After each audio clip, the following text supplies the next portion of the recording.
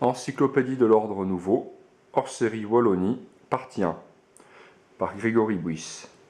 Alors je fais une nouvelle vidéo pour présenter mon nouvel ouvrage, donc en deux parties. Donc il s'agit d'un même ouvrage, mais voilà, en deux parties, pour des raisons voilà, diverses et variées. Donc ça c'est la partie 1, et voici la partie 2, où je ferai une nouvelle vidéo pour le présenter. Donc cette partie 1 concerne les officiers de la Légion Wallonie. Alors 212 biographies exactement, pour 292 pages dans ce livre. Alors on va commencer par la couverture qui a été réalisée par un graphiste, un monsieur très doué. Voilà, donc vous connaissez ici Léon de Grelle. Ici Franz Elbo, le chef militaire de la division Wallonie à la fin de la guerre. Ici Léon Gillis, donc le second Wallon à avoir reçu la croix de chevalier de la Croix de Fer. Et enfin Lucien Lippert, le commandeur de la Sturmbrigade Wallonie, jusqu'en février 1944 où il trouve la mort. Voilà, donc bon, j'ai choisi ces quatre-là car c'est parmi les plus emblématiques de la Légion. Donc, il y avait déjà eu un livre sur les Wallons en 2013 qui s'appelait FNSS Wallon volume 1, sur les officiers encore. Et bon, le temps passant, le travail se bousculant, je n'avais pas pu faire un volume 2. Voilà, donc je l'avais un peu retardé, un peu beaucoup. Donc depuis, le temps a passé, j'ai eu beaucoup de nouvelles informations, beaucoup de nouveaux contacts historiens qui m'ont beaucoup aidé à peaufiner ces biographies, à recouper les sources. Donc c'est quand même un livre très différent du premier qu'il y a ici, donc avec beaucoup de nouvelles biographies, les biographies anciennes révisées entièrement, et surtout énormément de photos. Voilà, beaucoup d'inédites grâce à un contact, voilà, Jean-Pierre Pirard, qui m'a beaucoup aidé à ce niveau-là. Donc comme je disais, 212 biographies dans ce livre, donc d'officiers, à partir du grade d'aspirant, donc Standarten Oberjunker, voilà, qui ont servi dans la Légion entre 41 et 45. Donc parmi ces 212, on peut citer que 12 n'ont connu que la période Wehrmacht de la Légion, c'est-à-dire juillet 41 à mai 43, et 19 étrangers, donc 6 russes, 5 espagnols, 3 français et 5 flamands. Bon, les flamands ne sont pas vraiment des étrangers par rapport aux wallons, mais là il s'agit en fait des flamands qui ont servi principalement dans des unités ou des partis politiques flamingeants. Voilà.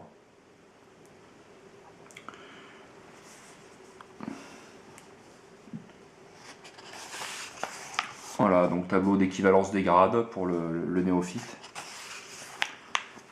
Et le sommaire par ordre alphabétique avec des fois des petites lettres pour indiquer une particularité. Donc le H, ça veut dire qu'il n'a connu que la période Air, c'est-à-dire armée de terre, 41-43. E, comme étranger. Voilà, des fois je marque officier GW pour signaler qu'il a été également officier dans la garde wallonne. J'en reparlerai de ça dans le second volume. Voilà, donc 4 pages rien que pour le sommaire quand même.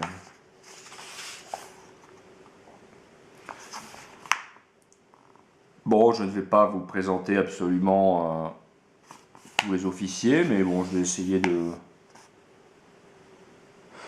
m'attarder sur quelques-uns, sur les figures principales. Bon, alors je suis content globalement du travail de Lulu, de l'impression. Sauf pour les photos qui pour certaines ressortent mal, comparé vraiment à la photo originale que j'ai moi sur l'ordinateur. Bon, celle-ci par exemple à la base n'était pas spécialement de qualité, mais elle ressort pas trop mal.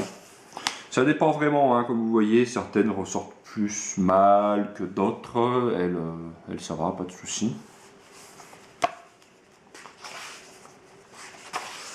Donc ouais, en général, il y a quasiment une photo par officier. Voilà, plus ou moins. Des fois, il y en a plusieurs, des fois, il n'y en a pas. Hein, voilà. Quand ça n'existe pas, on ne peut pas l'inventer.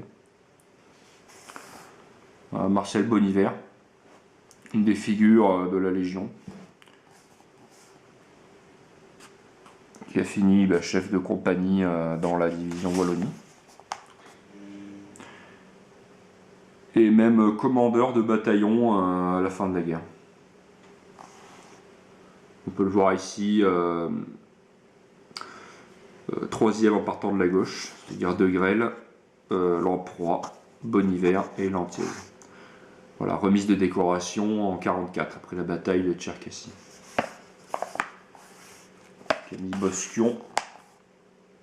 Voilà, un officier un peu particulier, il était espagnol. Il faut savoir qu'environ 250 à 300 Espagnols ont rejoint la division Wallonie à la fin de la guerre. Voilà, ils ont été recrutés par De Grelle, qui était voilà, en soif de troupes fraîches.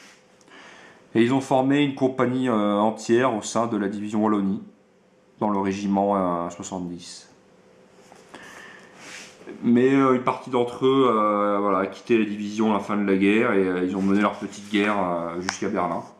Voilà, il y avait une petite compagnie d'Espagnols à Berlin pour la dernière bataille.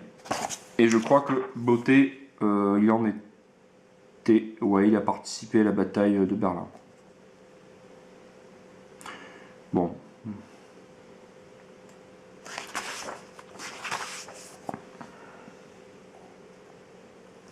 Alors désolé, des fois il y a le contre-jour. C'est assez pénible. Alors j'ai la prétention d'affirmer que un certain nombre de ces officiers sont très peu connus, c'est-à-dire qu'ils n'ont vu leur nom ou leur biographie que dans, enfin, maigre biographie dans très peu d'ouvrages. Et même certains étaient totalement inconnus, hein, plus ou moins. Voilà.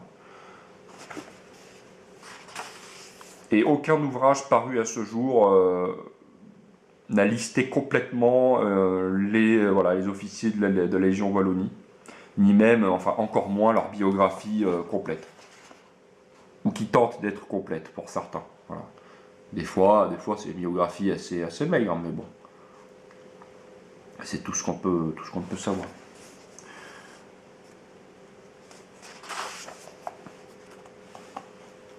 Un autre étranger, voilà, né à Saint-Pétersbourg, mais d'une famille sans doute d'origine germano-scandinave. Hein. Carson. J'inclus également donc les aspirants de première classe, c'est-à-dire dans la SS Standarten Oberjunker. Parce que on peut les considérer plus ou moins comme des officiers. Hein. La guerre aurait duré un peu plus longtemps. Ils auraient été promus sous-lieutenant, Ustuf, un peu plus. Enfin, à coup sûr, quand même. Donc des fois, pour certaines biographies, on peut voir qu'il y a pas mal de photos qui ressortent pas trop mal. Hein. Bon, ça aurait pu être mieux, hein. Comme je dis, Lulu, c'est du bon travail, notamment pour les couvertures, tout ça, mais bon, l'impression photo, pas toujours terrible. Après, bon, vous pouvez me retrouver sur ma page officielle Facebook, où je mets voilà, pas mal de photos et de documents en ligne, parfois inédits. Et bon, cette page, elle est parfois bloquée temporairement par Facebook, hein. Vous savez ce que c'est. Il suffit qu'ils voient une croix gammée, un signalement, et puis voilà, quoi. Vous êtes bloqué 7 jours, voire pire. Quoi. Complètement ridicule, mais bon. Léon Clossé, voilà, qui était officier dans la Légion Wallonie, mais ensuite qui est passé chef du service volontaire du travail wallon. Donc la partie wallonne du Reichsarbeitsdienst, le service du travail du Reich. Voilà, donc c'était des travailleurs, on va dire, militarisés, si vous voulez. Et donc il possédait le grade de commandant dans cette formation. Donc il commandait voilà, plusieurs camps de travailleurs wallons. Là, c'est par exemple, je suis déçu, à la base c'est une très belle photo, toute nette, et là elle ressort pas super bien. contrairement à elle. Enfin bon.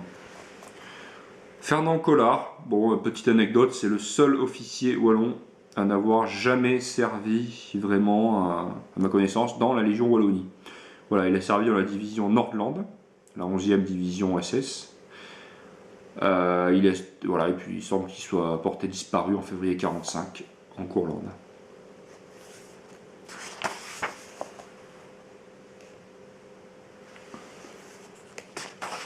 Allez, je passe un peu plus vite. En parlant d'officiers totalement inconnus, voilà, Joseph Deinen, responsable des écuries de la Légion en 41-42, qui voilà, il n'apparaît dans aucun ouvrage, hein, même les spécialistes pour certains ne le connaissaient pas. Donc je dois d'avoir connu cet officier grâce à J.P. Pira, qui m'en a appris un peu sur lui.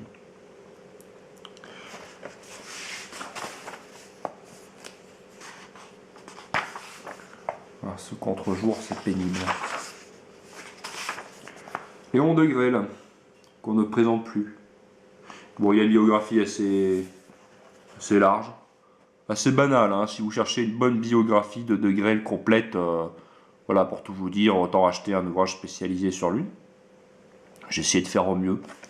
Très peu de photos sur lui, parce que, je veux dire, des photos de Grelle, il y en a plein dans d'autres ouvrages, sur internet, donc je ne voulais pas encombrer le livre avec plein de photos, voilà, qui auraient un peu encombré l'ouvrage. Bon, par contre, voilà, j'ai essayé de remettre à leur place certaines choses, certains détails sur De Grelle. Hein. Biographie, voilà, assez classique, mais voilà, notamment concernant ses grades, hein, on a dit qu'il était colonel, puis général, puis seulement lieutenant-colonel. Voilà, pour moi, De Grelle, il était son dernier grade obtenu, qu'on peut considérer comme, voilà, comme certains, c'est Standartenführer, colonel. Voilà, c'est la promotion de fin de guerre, on peut dire qu'il n'a pas été oublié.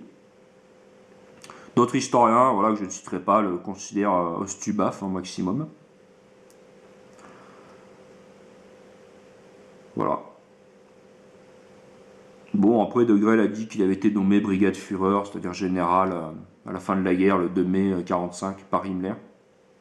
Bon, en étant que ça soit vrai, ça ne figure ni dans le Sollbuch de Grelle, et quand bien même, Himmler en fait avait été démis de ses fonctions le 28 avril par Hitler, donc cette promotion ne pouvait pas en fait être entérinée officiellement, on va dire. Donc voilà, moi je le retiens, colonel, Standartenführer.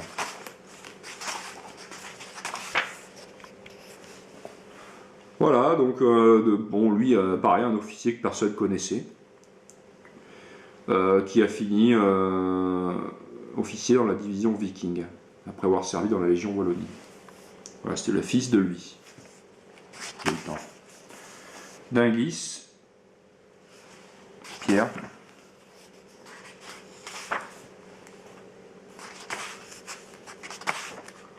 D'Erix, une figure de la Légion, hein, qui atteint le grade de Sturmbannführer, commandant. Donc il était commandeur d'un bataillon de la division Wallonie. Il s'entendait très mal avec De Grelle, parce que pour lui, la Légion Wallonie, c'était une chose, entre guillemets, militaire et pas politique. Voilà.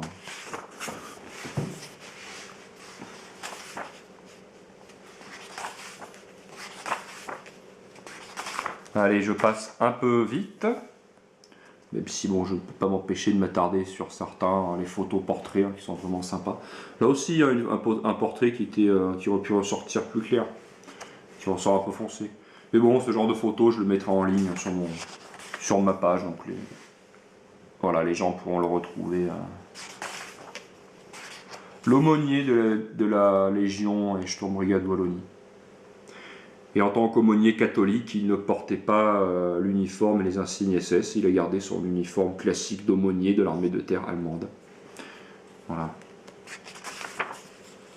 Bon, un personnage controversé à la Légion, moyennement apprécié. Même si beaucoup plus que le premier aumônier de la Légion, en 41-42, qui lui a été carrément renvoyé purement et simplement à cause de son peu d'entrain à servir ses ouailles au front. Notre officier espagnol, le chef de la compagnie espagnole de la division. Donc là, que je ne dise pas de bêtises, oui, c'était la 3e compagnie du régiment SS 70 du cours. Voilà, il y avait au moins 240 Espagnols dans cette compagnie, donc c'était une grosse compagnie.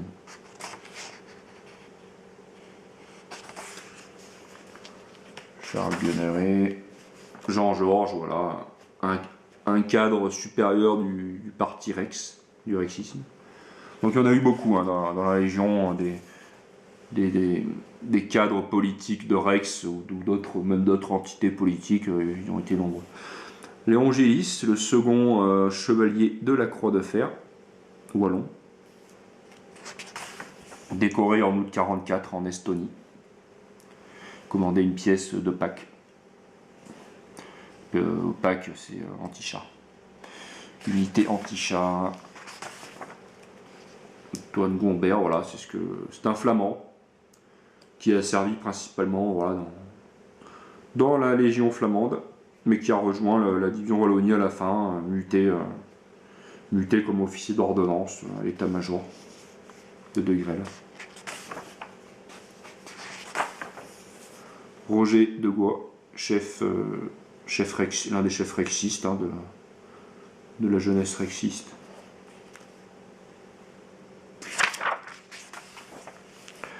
Beaucoup de photos, hein, c'était une figure de la Légion. Je passe un peu vite pour pas trop dépasser le temps imparti. John Hagmans, d'origine flamande, prévôt de la jeunesse rexiste, donc chef de la branche jeunesse de Rex, qui a été tué au Caucase en août 1942. Voilà. Il avait mis, comme on dit, ses idées au bout de son fusil. Donc voilà, une grande figure de la Légion et du rexisme. Barbier. Elbaut, le chef militaire de la division Wallonie. Il a été prisonnier de guerre depuis 1940. Et il s'était engagé auprès de Lippert, le précédent commandeur, au cas où il arrivait malheur à Lippert, qui prenne en charge les Wallons, militairement. Donc il a tenu sa promesse. Et il l'a payé cher, hein. Il est resté en prison jusque très tard, jusqu'en 1960. L'un des derniers à être libéré en Belgique. Ouais. On a voulu lui faire signer une déclaration spontanée en 1953, donc dans laquelle il devait renier voilà, tout son engagement, tout la Légion, enfin tout. Il a refusé, donc il a passé 7 ans de plus en prison.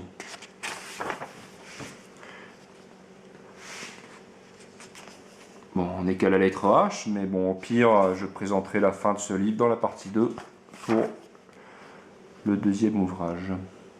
Donc Jacobs, l'un des commandeurs de la Légion au début, en 1941.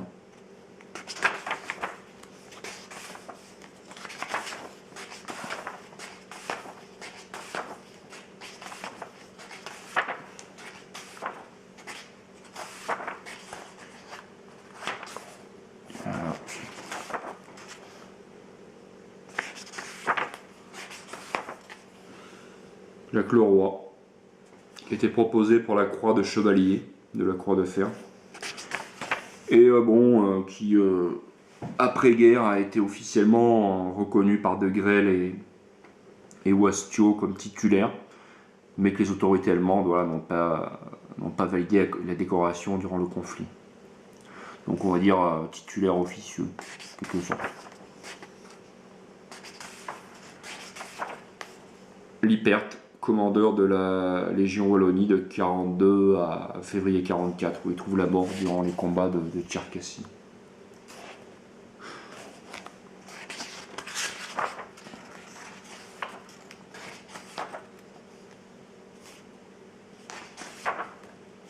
Mathieu, hein, voilà, qui a fini commandeur d'un des 2 régiments de la division Wallonie, le régiment 69.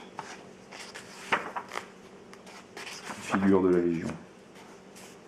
Voilà, en parlant de cadre du rexisme, voilà, en uniforme des formations de combat, donc la branche, on va dire, paramilitaire de Rex.